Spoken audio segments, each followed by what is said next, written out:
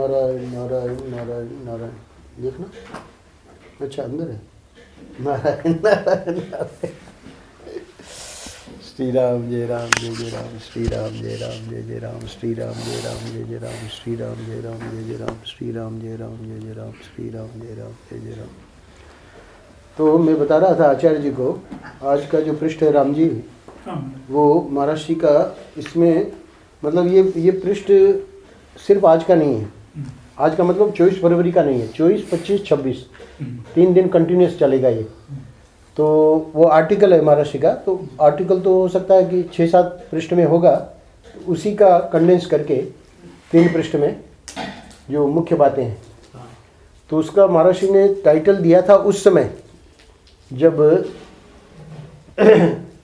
महाराज जी ने वो लेख छपा था कल्याण में, उद्धारक कंपनियों का भंडाफोड़। तो उद्धारक कंपनियों का भंडाफोड़ फिर ज़्यादा नहीं चला, मतलब महाराज जी ने टाइटल चेंज कर दिया, सिद्धांत और जीवन। तो सिद्धांत और जीवन जो मुख्य टाइटल है वो मैंने आज के पृष्ठ में रखा है, और फिर और दूसरे 2 पृष्ठों में यही भाग्योदय का शुभ समय है और साधना का वास्तविक रूप क्या है, ऐसे करके 3 पृष्ठों में उसका भाव ले लिया है। आज के पृष्ठ में सबसे पहले महाराज जी कह रहे हैं, यह एक प्राकृतिक नियम है कि प्रत्येक प्राणी का आचरण उसके ज्ञान के अनुसार ही होता है।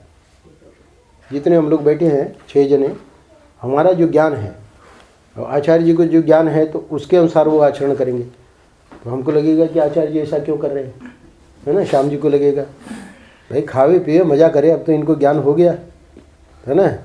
पर वहाँ मैंने सुना है ना कि श्रृंगेरी के शंकराचार्य का मैंने पढ़ा था संस्मरण, तो उनके शिष्य ने कहा कि अब आप इतना सुबह पहले इतने उठ जाते हो और 2 केला और इतना सा मतलब कम खाते हो, अब तो आप आनंद से जियो, अब तो आपको जो प्राप्त करना था प्राप्त कर लिया।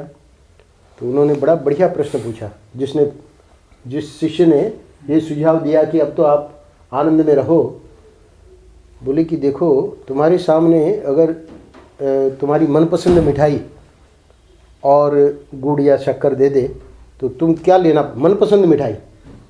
तो बोले मनपसंद मिठाई लेंगे हम। बोले कि हमारी भी समस्या यही है, एक और तो ब्रह्मानंद है और एक और तुम विषयानंद की बात कर रहे हो, तो अब हम किसको लें।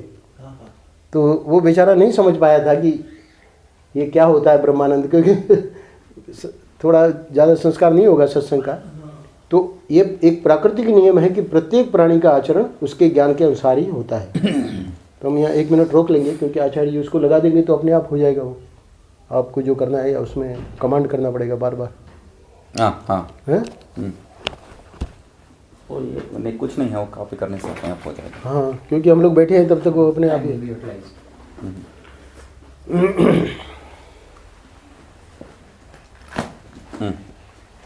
तो ये रिकॉर्ड हो रहा है तो सुन लेंगे। अपने ज्ञान के विरुद्ध अथवा धारणा के विपरीत कोई काम नहीं किया जा सकता, है ना। तो सीधी बात है, ये एक प्राकृतिक नियम है कि प्रत्येक प्राणी का आचरण उसके ज्ञान के अनुसार ही होता है। अब हम समझे कि श्याम जी यहाँ सत्संग करते हैं तो उनको ऐसे करना चाहिए, ठीक है सत्संग करते हैं, पर उनके मतलब जो पर्सनालिटी में जो है उनका स्वभाव, उसके ज्ञान के अनुसार ही वो क्रिया होगी। तो इसलिए उनको भी समझ में आता है कि हम कहाँ गड़बड़ी कर रहे हैं। तो हर एक को, यानी श्याम जी का तो मैं दृष्टांत दे रहा हूँ, क्यों, क्योंकि अगला वाक्य है अपने ज्ञान के विरुद्ध अथवा धारणा के विपरीत कोई काम नहीं किया जा सकता। तो हमको लग रहा है कि भाई मनोहरी गलत है ना, तो हम मनोहरी को डांटेंगे। अब मनोहरी सोच रही कि ये सत्संग कर रहे हैं और इस प्रकार डांट रहे हैं, तो वो कारण क्या बन रहा है कि अपने, देखिए उसका जवाब दे रहे हैं महाराज, क्योंकि अपने ज्ञान के विरुद्ध अथवा धारणा के विपरीत कोई काम नहीं किया जा सकता। अब उन्हीं को सुबह पहले फ़ोन करना पड़ रहा है उसको प्रसन्न करने के लिए, अब क्या कैसी है बब्बू। तो व्यवस्था की बात दूसरी है, व्यवस्था की बात दूसरी है, मतलब कि हमारा ज्ञान तो ऐसा नहीं है, पर हम गुरु की आज्ञा के कारण या कोई हमको दबाव डाल के आगे दृष्टांत के समझाएंगे। अच्छा, इस समय हमारी क्या स्थिति है, क्या हमारा ज्ञान है, उसको समझा रहे हैं। चूँकि हम समझते हैं कि रुपये, स्त्री, पुत्र या शरीर अच्छी चीज़ है, अतएव इनकी रक्षा के लिए सदैव सचेष्ट रहते हैं। यहाँ तक कि हमारी प्रत्येक क्रिया ही उसी को लक्ष्य करके होती है। अब देखिए हमारी जो अंडरस्टैंडिंग है, रुपया, स्त्री, पुत्र और ये शरीर, तो अब उसके लिए हम लगे हुए हैं और प्रत्येक क्रिया ही उसी को लक्ष्य करके होती है। अब महाराज दूसरी बात कह रहे हैं, सत्संग से क्या होगा और क्या हमारे अगर वो बैठ जाए बात, क्या कि यदि हृदय के कोने कोने में ये बात बैठ जाए कि एकमात्र सच्चिदानंद प्रभु या आत्म तत्व के अतिरिक्त कोई वस्तु नहीं है, सब कुछ वही या मैं हूं, तो इस मिथ्यात्वेन निश्चित प्रकृति और प्राकृत पदार्थों के संबंध में होने वाले शुभ या अशुभ कर्मों की ओर वृत्तियों की प्रवृत्ति होना संभव नहीं है। ये आचार्य जी का मुख्य था। अंत में जो मधुसूदन सरस्वती जी जो समझा रहे थे, वो यही समझा रहे थे कि हमारी जो वृत्तियां हैं शुभ या अशुभ, वो कर्मों में प्रवृत्त होती रहती हैं। वो क्यों होती रहती है? क्योंकि हमारे दिमाग में ये बात नहीं बैठी है कि एकमात्र सच्चिदानंद प्रभु ही सच्चे हैं और उसके अतिरिक्त कोई वस्तु नहीं है ना। तो यदि हृदय के कोने कोने में ये बात बैठ जाए कि एकमात्र सच्चिदानंद प्रभु या आत्म तत्व के अतिरिक्त कोई वस्तु नहीं है, या दूसरी बात सब कुछ वही या मैं हूं, तो वही मतलब भक्त भक्त कहेगा सब कुछ वही, और वेदांती कहेगा सब कुछ मैं हूं। तो हुआ क्या? बाकी जगत प्रपंच का क्या हुआ? मिथ्या हो गया। तो फिर उसके बारे में शुभ और अशुभ कर्मों की ओर वृत्ति कैसे चलेगी? ये मनोनाश और वासना क्षय का मतलब जो कल का विषय था उसमें महाराज जी ने संक्षेप में दे दिया। अब उदाहरण देके, क्योंकि ये तो सिद्धांत हो गया ना, उदाहरण से बात स्पष्ट हो जाएगी। उदाहरणतः जिसे पूर्णतया ये बात मालूम हो गई कि जिसे हम जल के रूप में देख रहे हैं वह मरु मरीचिका का जल है, सच्चा जल नहीं है। अब ध्यान देना, तो वह प्यास लगने पर भी उसको तो मालूम है ना कि जल नहीं है वहाँ, और प्यास लगी है तो कदापि उधर पानी के लिए नहीं जा सकता। अच्छा, बोले कि वो तो नहीं जाएगा, पर दूसरा तो जा रहा है, उसको नहीं पता है कि वहाँ पानी नहीं है। तो बोले बल्कि दूसरा कोई जाता दिखे तो उसे भी रोकने की चेष्टा करेगा, उसे समझाएगा कि भाई वो पानी नहीं है। अब उसकी बात छोड़ो, कोई ऐसा मिल गया उसका मतलब शागिर्द या कोई ऐसा दादा कि भाई तुमको चलना ही पड़ेगा, है ना, वहाँ पानी है। तो तीसरी बात, और कोई जाने के लिए विवश करे, है ना। अब देखिए वो इसको मालूम है कि पानी नहीं है, पर ये डंडा दिखा रहा है कि तुम चलो पानी है, तो विवश कर रहा है ना। तो कोई जाने के लिए विवश करे तो भी प्रसन्नता से नहीं जाएगा, क्योंकि उसको तो मालूम है ना कि है नहीं।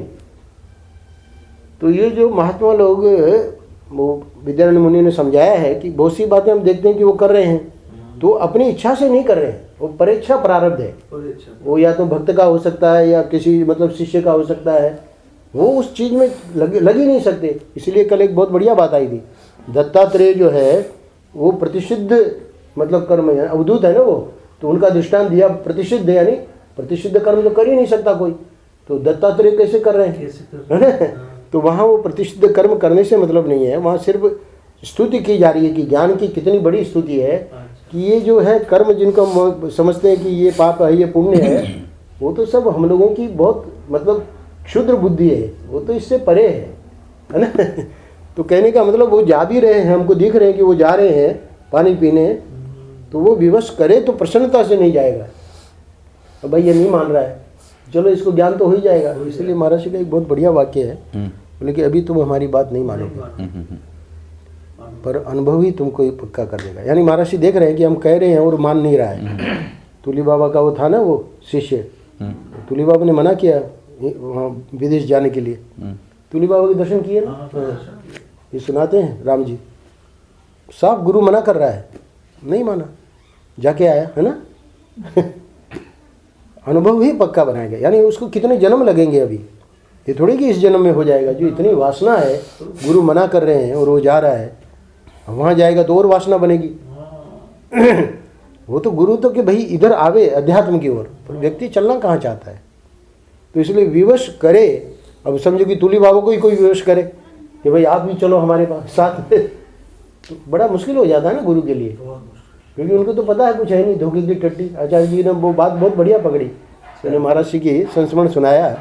स्वरूपानंद जी जो जिनका शरीर पूरा हो गया, तो कार में चल रहे थे बम्बई में, तो स्वरूपानंद जी बाहर देख रहे थे, हम लोग अक्षय पात्र गए ना तो बाहर शादी थी, तो बड़ी सजावट वगैरह तो इनको मैं संस्मरण सुना चुका था। तो फिर अगले दिन उसमें कोई इस प्रसंग आया था कथा में, तो महाराज वाली बात सुनाई।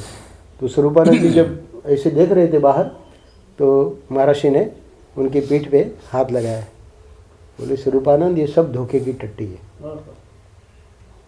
यानी गुरु को पता है कि, और वो देखिए शिष्य जो है बड़ा चाव से देख रहा है, तो संस्मरण हमेशा के लिए उसको याद रहेगा ना कि भाई मैं, अब वो देखिए उसको तुली बाबा मना कर रहे हैं और वो विदेश जा रहा है। जब तक ये धोखे की टट्टी स्वयं को अनुभव नहीं होगा तब तक कहाँ गुरु के मना करने पर भी जा रहा है। अब महर्षि अगले पैराग्राफ में कह रहे हैं कि अच्छा हाँ सॉरी, तो विवश प्रसन्नता से वैसे ही जिन्होंने जगत का मिथ्यात्व जान लिया, उसकी दुख रूपता और हेयता का विचार कर लिया, वे कभी जगत की नानाविध प्रवृत्तियों में जा नहीं सकते। मतलब ये असंभव है। अब जो हम लोगों की स्थिति है उसके बारे में कह रहे हैं, कहना सुनना तो हम साधारण लोगों के विषय में ही बनता है। हमारा बौद्धिक ज्ञान चाहे जितना बड़ा हो, कितना भी बड़ा हुआ ज्ञान हो हमारा, हम चाहे जितना सुंदर लेख लिखते हों, व्याख्यान झाड़ते हों, बाह्य त्याग का आडंबर रचते हों, परंतु अभी हमारा हृदय संसार की सत्यता, प्रियता और ऐष्णाओं से शून्य नहीं हुआ है। ये सब स्वार्थ सिद्धि के लिए कला मात्र हैं, चाहे वह स्वार्थ रुपये का हो, मान प्रतिष्ठा का हो या कीर्ति का हो। अंत में कह रहे हैं आज के पृष्ठ में, सिद्धांत की दृष्टि से प्रवृत्ति मात्र ही अविद्या और कामना के कारण होती है। जो भी कोई प्रवृत्ति कर रहा है तो ये कह नहीं सकता कि भाई हम तो लीला पूर्वक कर रहे हैं, है ना। उनके शिष्य भले ही कहे पर वो प्रवृत्ति कर रहा है, इसका मतलब अविद्या और कामना। इसीलिए अविद्यालेश आचार्य जी समझाते हैं कि दो ही है, या तो ईश्वर करवा रहा है महापुरुषों के लिए, या फिर अविद्यालेश, है ना। इसलिए अविद्या ही माना है उसको, कोई और दूसरा नाम लीला नाम नहीं दिया है वेदांत में, अविद्यालेश। और भक्त के लिए ईश्वर की, मतलब ईश्वर उनसे करवा रहा है, यानी उनका नहीं तो ऐसा भाव बनेगा ना कि हमारे गुरु जी, अविद्या थोड़ी हो सकती है तो इसलिए वहाँ वेदांत तो बिल्कुल दो टूक बात करता है। तो बोले आपके गुरु जी में अविद्या नहीं है पर अविद्या का लेश है इसीलिए प्रवृत्ति हो रही है। बाकी तो वहाँ कहते हैं कि बस भिक्षा और अपना बस बैठे और अपना जो भी है करो। प्रवृत्ति हो रही है, इसका मतलब क्या है? अविद्या है। तो सिद्धांत की दृष्टि से प्रवृत्ति, अभी उसका उन महापुरुषों को छोड़ देंगे आगे महाराज जी। सिद्धांत की दृष्टि से प्रवृत्ति मात्र ही अविद्या और कामना के कारण होती है। हाँ, आधिकारिक महापुरुषों की बात दूसरी है, मतलब उनको आप नहीं समझ पाओगे, तो इसलिए उनका प्रसंग अभी हम नहीं ले रहे हैं। वस्तुतः जब हम संसार में आते हैं तो भेद अथवा द्वैत यानी कि अज्ञान को स्वीकार करके ही आते हैं, फलस्वरूप कामनाओं से बच नहीं सकते। ध्यान देना, यानी ये तो संभव ही नहीं कि कामनाओं से कोई बच सके। यही कारण है कि हम नाना प्रकार के बंधनों तथा दुखों से घिरे हुए हैं एवं सिद्धांत से च्युत हैं। सिद्धांत जो है कि भाई परमात्मा ही सब कुछ है, तो उससे तो बिल्कुल मतलब च्युत है, मतलब वहाँ तो हमें आदर्श स्थिति प्राप्त नहीं हुई है। अब क्या करें क्या? तो अब महर्षि बता रहे हैं, सर्वथा अच्छा तो यह है कि परमानंद की साक्षात अनुभूति रूपी आदर्श स्थिति को प्राप्त करने के लिए निरंतर पूर्ण शक्ति से प्रयत्न किया जाए। इसलिए आचार्य जी ने समझाया कि ये शनै शनै जो है ना, तो व्यक्ति ये ना समझ ले कि भाई धीरे धीरे करो। वहाँ शनै शनै का मतलब लगे रहना है। हाँ, मतलब धैर्य नहीं टूटना चाहिए। शनै शनै से इतना ही मतलब है कि भाई अब इतना हो गया, अब कब तक करें? तो नहीं, वो फिर वो बाद में वो हाँ उसका है दृष्टांत वगैरह, तो आचार्य जी बताएंगे। परंतु वह प्रयत्न परम कल्याण के लिए नहीं, है ना, पर कल्याण, सॉरी, परंतु वह प्रयत्न यानी हम जो ये प्रयत्न कर रहे हैं, लगे हुए हैं, वो पर कल्याण के लिए नहीं कि भाई ये जब सीख जाएंगे तो हम भी, अब श्याम जी सोचे कि भाई हम भी अपना शुरू कर देंगे, है ना, तो वो नहीं, लोक संग्रह और आडंबर के लिए नहीं, किंतु आत्मशुद्धि की सच्ची भावना से साधन रूप में आत्म कल्याण के लिए होनी चाहिए। ये मतलब ईमानदारी। ऐसा केवल वही कर सकता है जो सिद्धांत पर आरूढ़ होने की सच्ची उत्सुकता रखता है। यह आध्यात्मिक पथ नितांत व्यक्तिगत तथा स्वाश्रित है। हमें स्वयं चलकर इस मार्ग को तय करना पड़ेगा और अंत में एक अद्वितीय निर्द्वंद्व वस्तु स्थिति होगी ही। नारायण नारायण नारायण नारायण। श्री गुरुभ्यो नमः। हरि ओम। इतना स्पष्ट बताए है, और आप कल पाठ में सो रहे हैं, बोल रहे हैं मुझे कुछ समझ में नहीं आया। हाँ, ये बात ही कल चल रहे थे, जैसे स्वामी जी बता रहे थे कल, यही बात है। अच्छा। और शुरू से मैं बता रहा था स्वामी जी को, जो है स्वामी जी के साथ जब अलग से बात होते हैं हम लोग पैदल चाहते होते, तब भी यही बात है। और पाठ में भी एक दिन बोल ही दिया, ज्ञानिनाम ही चेतांसी देवी भगवती सा बलात् आकृष्य मोहाय महामाया प्रयच्छति। यह एक प्राकृतिक नियम है कि प्रत्येक प्राणियों का आचरण उसके ज्ञान के अनुसार ही होता है। उसको ही भगवान जो है भगवद गीता में बहुत स्पष्ट कर दिए हैं। स्वदृशम चेष्टते स्वस्य, हाँ, प्रकृति ज्ञानवानपि प्रकृतिम यान्ति च भूतानि निग्रहम किम करिष्यति। ये मेरा महामंत्र है। वो ये जब पढ़ा है तब जो है बताया मैंने, ये मेरा महामंत्र है। जब वो दिमाग में आया, किसी को हम सुधार नहीं सकते हैं। उसको समझा दीजिए, प्रकृति में यान्ति भूतानि। प्रकृति में यान्ति च भूतानि मतलब अपना अपना प्रकृति जो है, अपना अपना जो कर्म हम लोग लेके आए हैं, उस कर्म के अनुसार ही हम लोग सोचते हैं कोई भी विषय। आपको मैं कुछ भी बोलूं, मैं एक बोलूं आपको, मगर आप एक नहीं सुनेंगे। आपको शायद लगेगा ये एक मतलब क्या है, एक 1.2 होगा शायद, या 0.8 होगा। एक बिल्कुल नहीं हो सकता है, कैसे एक हो सकता है? तो ये जो है संशय रहता ही है हर एक में। तो इसलिए जो है मैं एक उदाहरण इसके लिए देता हूँ, हमेशा मेरा प्रिय उदाहरण भी है। एक जो पति पत्नी है, नया शादीशुदा है, वो मुझे मिलने के लिए आए हैं। तो ये लड़का को मैं बहुत साल से देख रहा हूँ, तो इसलिए जो है स्वतंत्र है, जैसा आप लोग हैं स्वामी जी के साथ। तो वो आके मुझे कंप्लेन कर रहे हैं, स्वामी जी ये बहुत गुस्सा होती है। आपका भी वही कंप्लेंट होगा ये बहुत गुस्सा होती है स्वामी जी। तो उन्होंने बताया, श्रीमती ने, स्वामी जी मैं ऐसा कभी गुस्सा नहीं होता हूँ, मगर मुझसे जो है सहन नहीं होता है कोई मेरे साथ, मेरे सामने जो है अन्याय किया तो। अच्छा। मैं बोला ठीक है, बहुत अच्छा है, गुस्सा करना बहुत अच्छा है। जैसा सिनेमा में और टीवी में एडवर्टाइजमेंट आते हैं ना, दाग अच्छा है, मैं वैसा ही बताया मैंने, दाग अच्छा है जैसा एडवर्टाइजमेंट बताया, मतलब गुस्सा करना अच्छा है। नहीं नहीं नहीं, कोई गलत करने से ही मैं गुस्सा कर। मैं बोला कहाँ मैं दोष ठहराया तुम्हें? नहीं दे रहा है। तुम्हें दोषी ठहराने से तुम जो है सफाई देना का जरूरत पड़ता है। जरूरत है। तो अभी तो जरूरत नहीं है, अभी तुम जब सफाई दे दिया इसके ऊपर विचार तो करना पड़ेगा।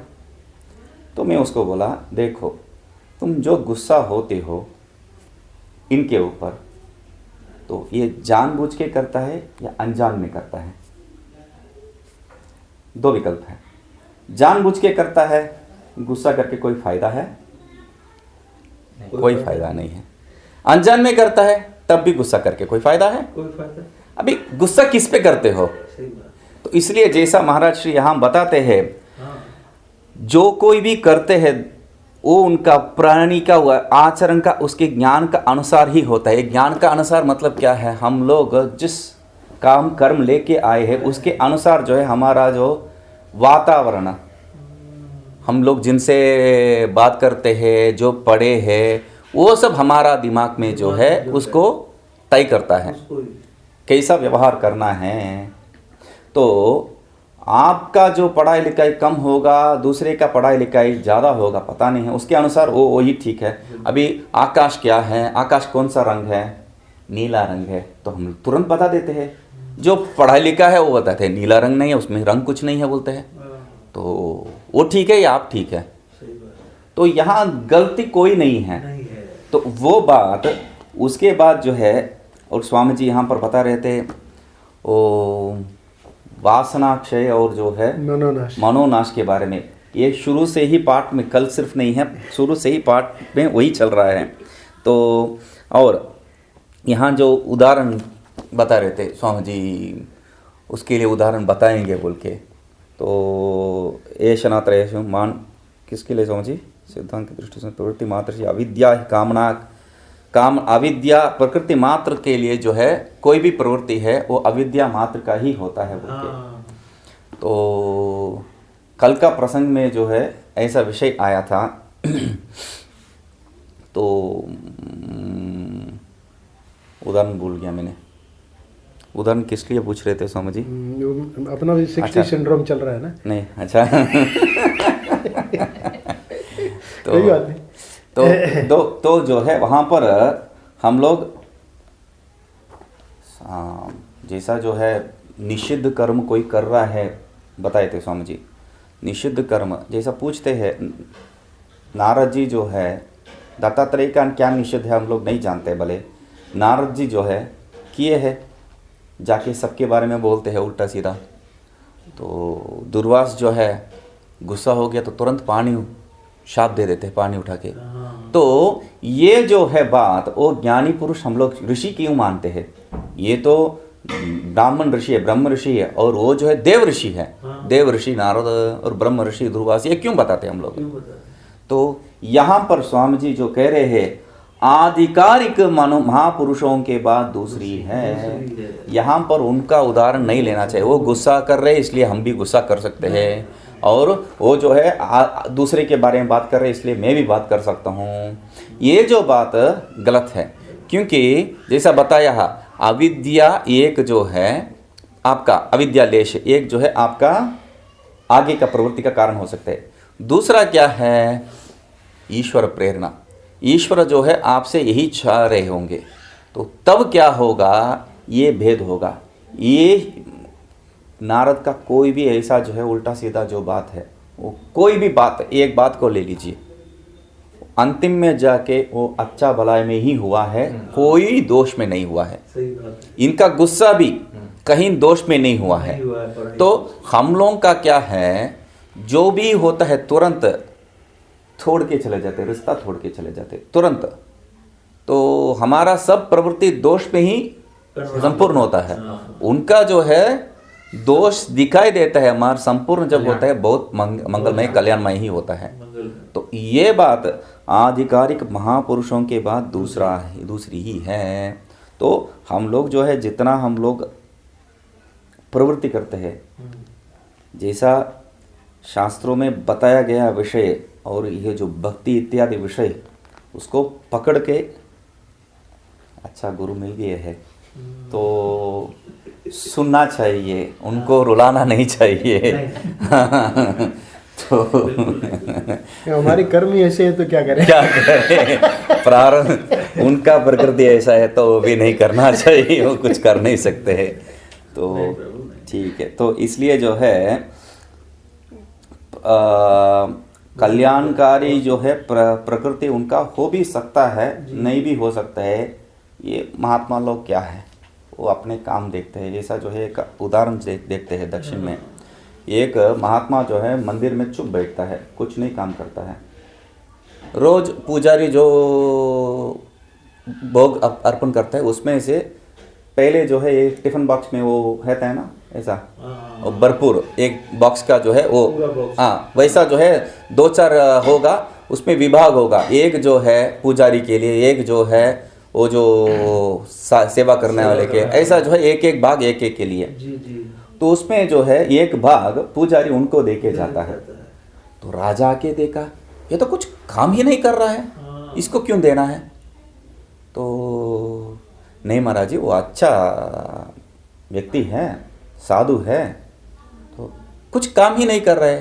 तो महाराज श्री एक बार जब बताए हैं, ट्रेन में जब जाते थे महाराज श्री, तब हर एक स्टेशन में रुका और माला विला पहनाया, और इतना आडंबर से उनको जो सेवा हो रहा है। तो सामने जो बैठे वो लोग क्या बताए हैं, हाँ साधु होके देखो मजा लुटा रहे, तो हम भी साधु बन जाए। महाराज जी क्या बताए, देर किस बात की? देर किस बात की? तो ये बात वहाँ पर भी हुआ है। तो चलो आप नहीं, ये बहुत मुश्किल है, आपका राज्य संभालना आसान है, ये बहुत मुश्किल है चुप बैठना। तो क्या मुश्किल है, मैं एक दिन पूरा चुप बैठ, कोई बात नहीं बैठ जाओ देखेंगे। तो बगल में बिठा दिया। एक दिन वो कुछ महात्मा कुछ नहीं कर रहे, शांत से ऐसे ही बैठे हैं। एक दिन क्या बड़ी बात है, शांत से बैठने में क्या है, मैं तो दिन भर दिमाग खराब होता है काम करते करते, एक दिन मैं आराम करूंगा आधा घंटा। आधा घंटे के बाद 1 घंटा, उसके बाद व्हाट्सअप देखना ही पड़ रहा है। अभी व्हाट्सअप देखना ही पड़ रहा है। अभी व्हाट्सअप खोलो और फेसबुक खोलो या ट्विटर खोलो, अभी तो करना ही पड़ रहा है उनको।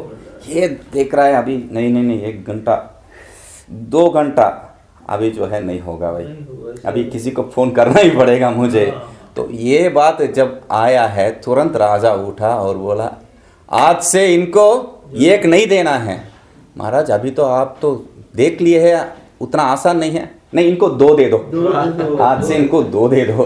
तो वैसी बात है, हम लोग जो है शांति से रुकना जो है स्वभाव नहीं है, स्वभाव है फिर भी हम लोग का स्वभाव नहीं, इसलिए जो है थोड़ा वो बस यही है जो हम लोग जो बात कर रहे थे, मरी मरीचिका इत्यादि, कल यही बात चल रहा था। हम लोग इतना भी जब ज्ञानी पुरुष जो है उसको समझ में आता है ये सब।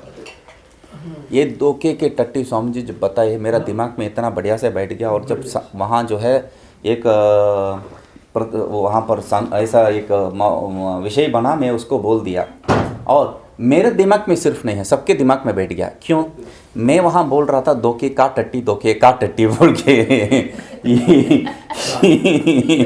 एक वृद्ध महात्मा, धोखे का टट्टी नहीं है, धोखे की टट्टी है। अभी जो है मेरे बात दिमाग में बैठा है कि नहीं, धोखे का टट्टी रूप में धोखे के टट्टी बैठ गया दिमाग में, सबके दिमाग में। तो अच्छा है, तो इसलिए जो है विषय को ऐसा निस्सार रूप में देखने का हिम्मत जिसमें है, उन्हीं को जो है भगवत प्राप्ति है, बता रहे हैं। मगर भगवत प्राप्ति के लिए निस्सार रूप में देखना है तो कैसा है, भगवान को सार रूप में देखने का जो है हिम्मत होना चाहिए। भगवान का जब तक पूरा का सार, जैसा भगवान क्या बता रहे हैं, सब मुझ में है और मैं सब में हूँ, इसको देखने का क्षमता जिसमें है वही दुर्लभ योगी है। तो इसलिए जो है वैसा स्वरूप प्राप्त करने के लिए हम महाराज श्री को भगवत स्वरूप में देख के पूजा करेंगे। ओम।